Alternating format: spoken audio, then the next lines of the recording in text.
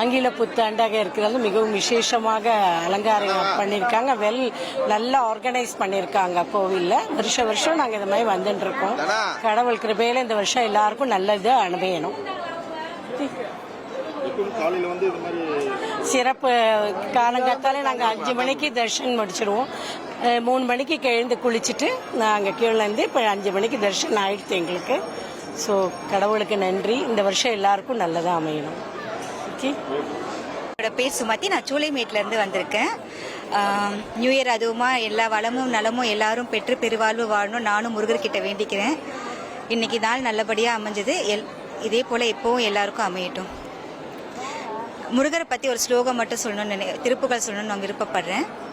நாளென் செய்யும் வினைதான் என் செய்யும் என்னை நாடி வந்த கோலென் செய்யும் கொடுங்கூற்றென் செய்யும் குமரேசர் இரு தாளும் சிலம்பும் சதங்கையும் தண்டையும் ஷண்முகமும் தோளும் கடம்பும் எனக்கு முன் வந்து தோன்றினனே.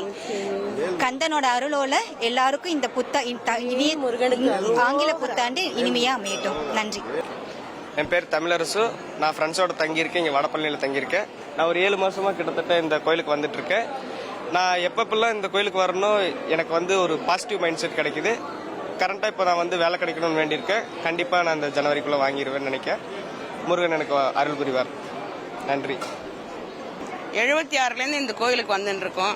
இந்த வருஷம் தரிசனம் ரொம்ப நல்லா இருந்தது. ரொம்ப சந்தோஷமா இருக்கு. மனசுக்கு எல்லாரும் சந்தோஷமா நல்லா இருக்கணும். ஆங்கில புத்தாண்டு நல்வாழ்த்துக்கள் அத்தனை பேருக்கும்.